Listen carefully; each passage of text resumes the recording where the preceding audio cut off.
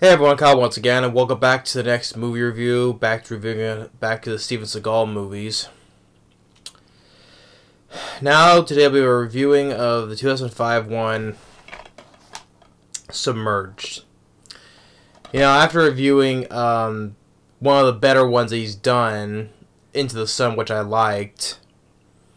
Now we're just back into the shitter, basically.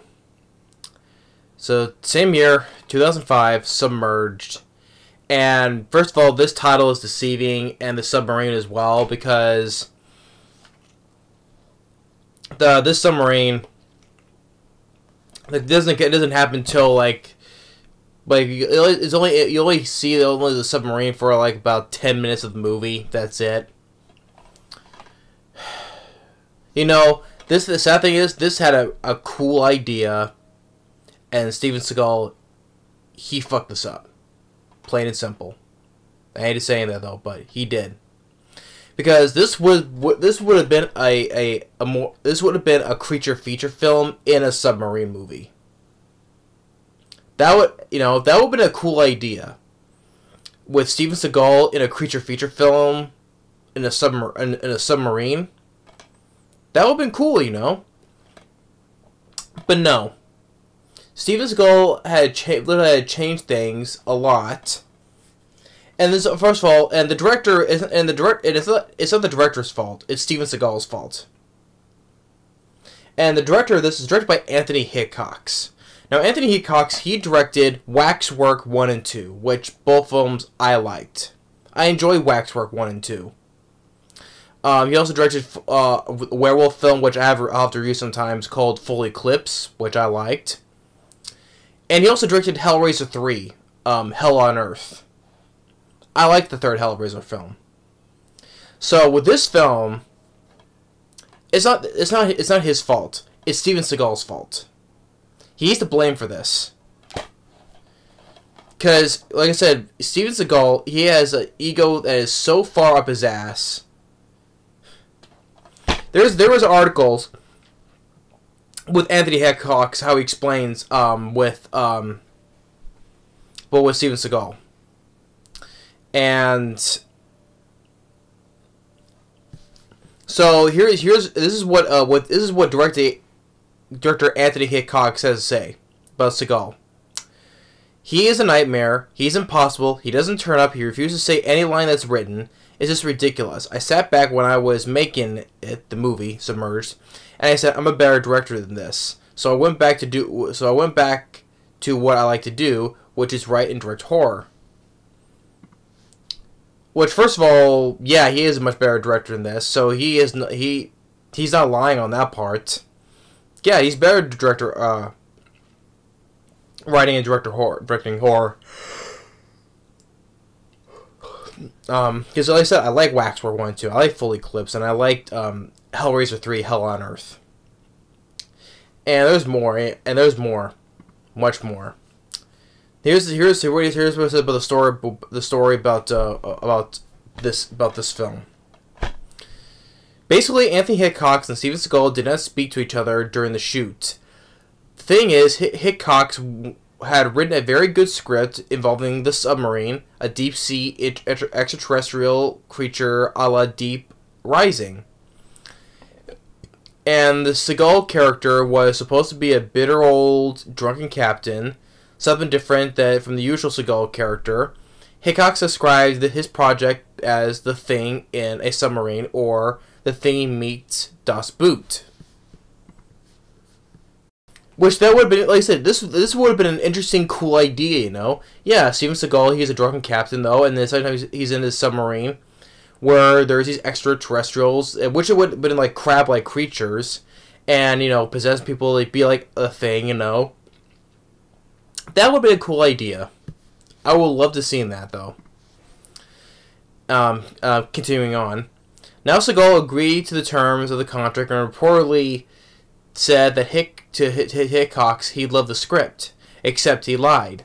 During a party at Seagal's house, the star told producer Avi Lerner that he had changed his mind and didn't want to play in a creature feature. So Lerner decided to rework the script and to the Submerged that you've seen, and preceded Douglas Hickox to stay aboard the film. Hickox admits at the time that he really needed the money and he did his best to make the best movie possible. Seagal hated the script and tried to change it every day on set. He also had to have Anthony Hickox fired. He tried to have Anthony Hickox fired, but Avi Lerner refused to do that. As a result, Seagal quit the movie, who had finished using different body doubles for the large shots and all the scenes. Seagal's scenes from the back. Later, Seagal came back for the set for 1 week, and Hickox confronted him. Say, Stephen, why do you do this to me? If you hate it so much, you hate the film and you hate yourself for doing it. The only response from Seagal was his famous Seagal smile. Didn't say a word. Yeah, Steven Seagal, he's a complete, he gets his a-hole, asshole, right? You know, I should be done. I should not be nice, okay? I'm tired of being, holding myself back when it comes to Steven Seagal. He is an asshole. Sad to say that. Billy said he has an ego. He's such an ego, a huge ego that's so far up his ass, his fat ass, I should say now. But anyway, continuing on. Years later, Hickox said that in an interview for French magazine Mad Movies that the only reason Seagal made the film was because he was paid $5 million. $5 million.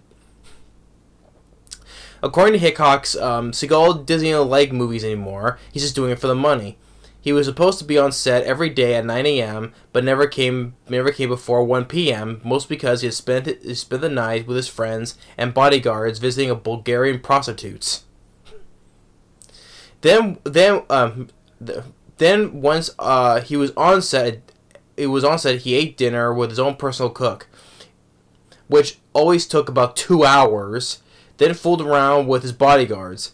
Basically, Hickox and the whole crew had to wait for His Majesty to be ready.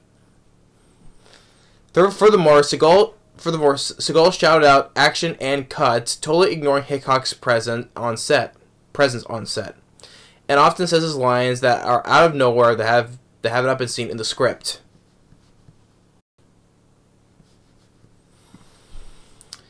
And later, Avi Lerner sued Steven Seagal because the actor refused to come back to synchronize the movie. Hickox said, he never make another film with Seagal. He also said his experience working with the star was the exact opposite of working with Dolph Lundgren on Stormcatcher and Jill Rips, who was a real pro and a gentleman.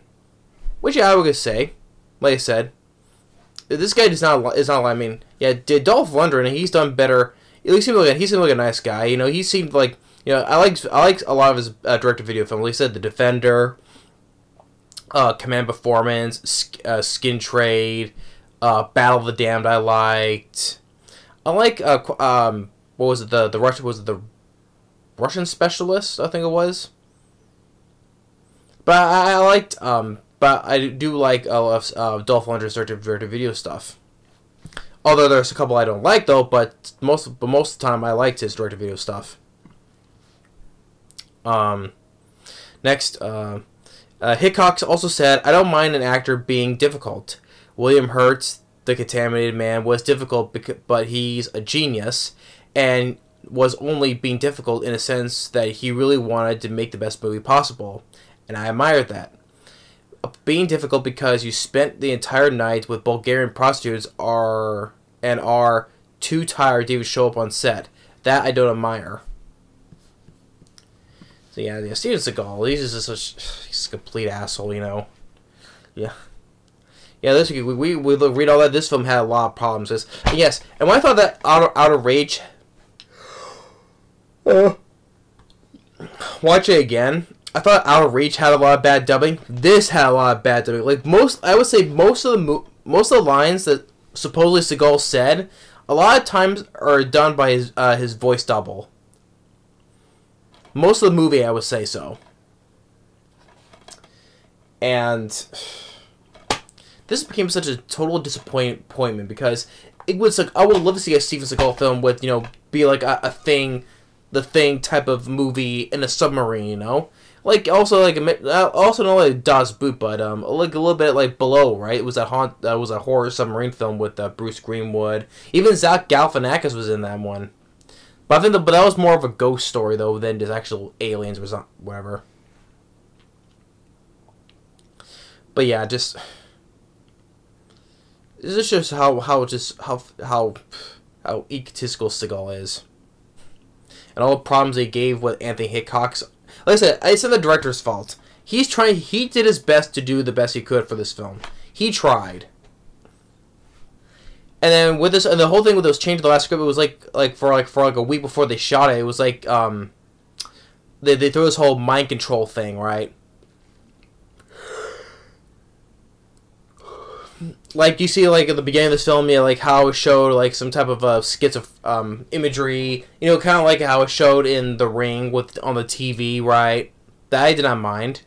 And this whole thing with the mind control, these bad guys, they get mind controlled, right? And then Steven Seagal as his military, because he gets let out of this prison. And he had like this rockin' music playing. What did I mind? I didn't mind this rockin' music that was playing. But and also besides Steven Seagal, among the cast you have Vinnie Jones, which honestly I'm not really a big fan of Vinnie Jones. Vinnie Jones, for I remember he played the Juggernaut from X-Men Last Stand. And you have William Hope from Aliens. He's in this. He plays as an agent, like what was I think what Steven Seagal was, but except this time with this one. I don't know. William Hope, he's a double crossing agent. And then you have Gary Daniels, which he's a martial arts actor. I don't hardly ever speak of that much though, but I do see some of Gary Daniels' movies though, but he's in this as well, and he has a part of some guys are with him, and they end up getting brainwashed, mind control as well. And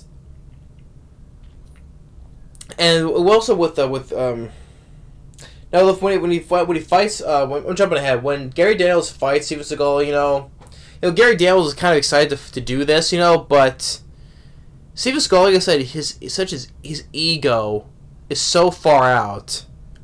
I mean, his ego left his body and floated around like this part here. Like Steven Seagal said, no,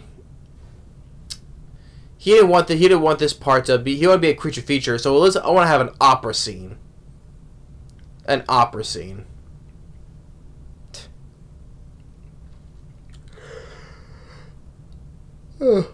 How many times am I gonna yawn in this video? Jeez. But I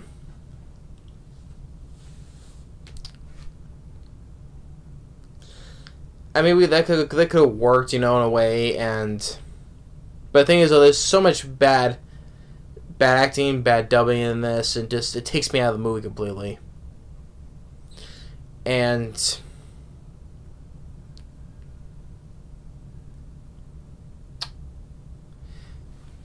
it was what was mentioned before. Gary Daniels, he was decided to do the fight with Steven Seagal, but he was like, Steven Seagal, no, screw that. I'll just do an opera instead. So, and how, like I said, it would have been disappointing because it's Gary Daniels versus Steven Seagal. I mean, that was very disappointing. Like I said, it's not the director's fault. It's Steven Seagal. He's the one who takes the blame for all this stuff.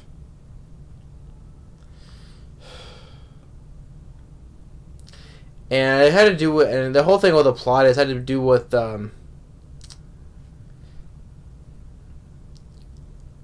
that's how the whole mind control was made for a lab, but there was also another lab as well.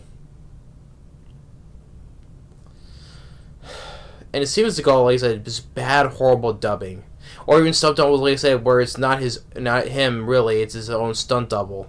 Like there's a show where there's a group of men from each side, good guys and the bad guys are shooting at each other, and of course when one was Steven Seagal shooting, of course the rifle kind of covers his face a bit because yeah, of course it covers his face because it's not really him, it's a stunt double.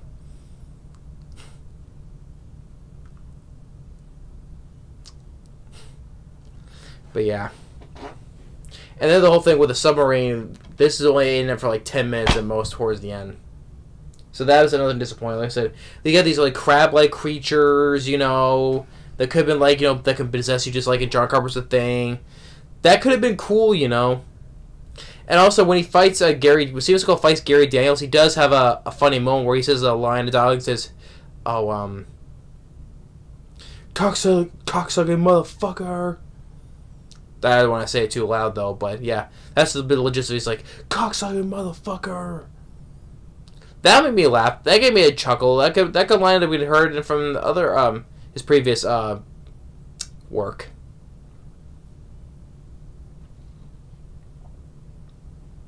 So, and also you get some and also one positive thing I could say that you do get practical blood squibs, which it was nice to see instead of CGI blood. So you do get some practical blood squibs, which I do like. At least they weren't entirely CG. Or even part where they have the helicopter and it flies into a building, and that was done for real, for practical, which I enjoy that as well. So yeah.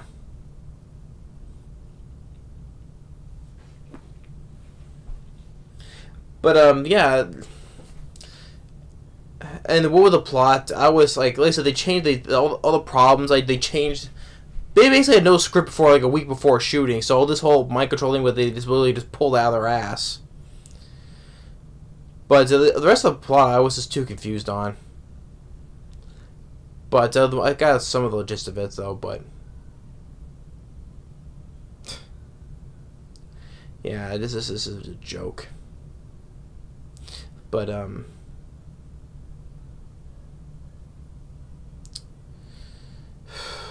I mean, it's so frustrating. Like even there's more, with another interview with Anthony Hickox saying that that irregardless of how problematic Kensett and Payne may have been, their behavior was surely a cakewalk compared to the hell material bloater Steven Seagal inflicted on Hickox whilst making the 2005 dud Submerged. Yeah, which that is a dud. I agree on that. Well, the script for Submerged was brilliant, I have to say. It started life as a full horror and sci-fi, which I would love to see.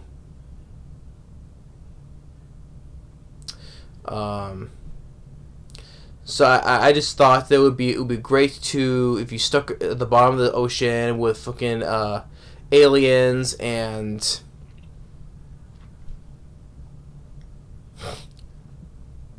with aliens and what was the other one? The thing, yeah, too, with the extraterrestrial, the crab-like creatures.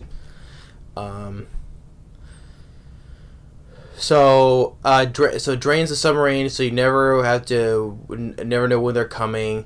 It's already started. It's already interesting. The Seagal came on, and then Seagal came on board. So how it turn into just another one of his garble straight to video action flicks? Yeah, I met him in the house, and which I have to say I should have realized that all is going wrong, but he was like, "I love the script, blah blah blah," and then he gets to a phone call like 3 weeks before they start shooting, and we all planned to like, but they want a big Oprah scene. I mean, like, this is literally how it happened. I want an Oprah scene, but you're on a submarine, so yeah, I would have decided to don't like aliens or don't like monsters.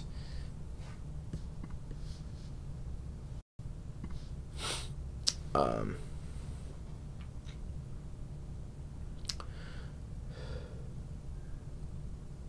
but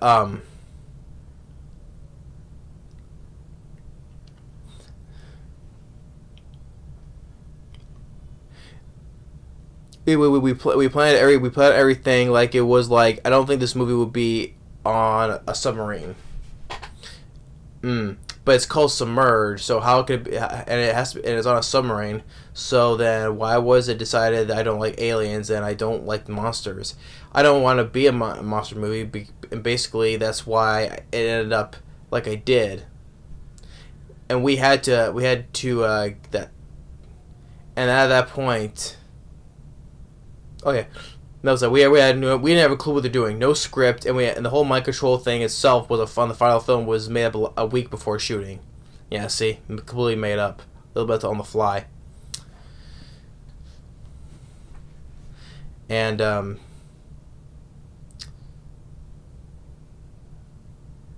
don't want to say I didn't want to be a monster movie, and basically all I had to do was end up like that, and what I had to do, they're doing no script. The whole mind control thing was a final film that was made up for a week before shooting.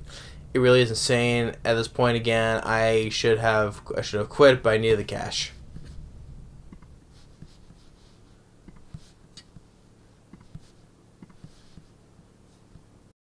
So yeah, that's Steven Seagal for you. And the whole thing, like I said, there was the lab that got stolen, right? And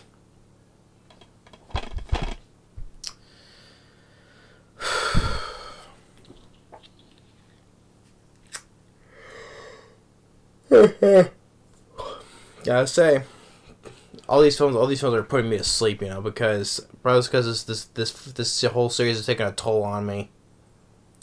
Steven Seagal, he sucked in this. I'm not a big fan of Vinnie Jones either. But Lucky Charms I always loved. So he can take over as a council president. But yeah.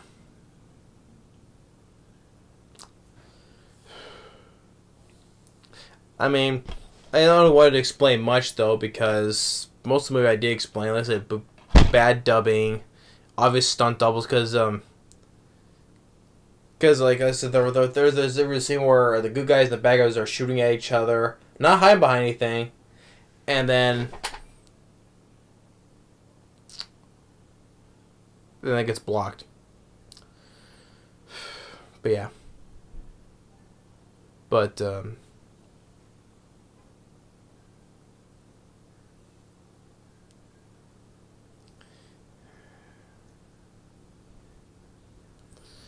anyway, if you've seen this film, don't hold your breath literally, because if you think this would be a big submarine movie, think again.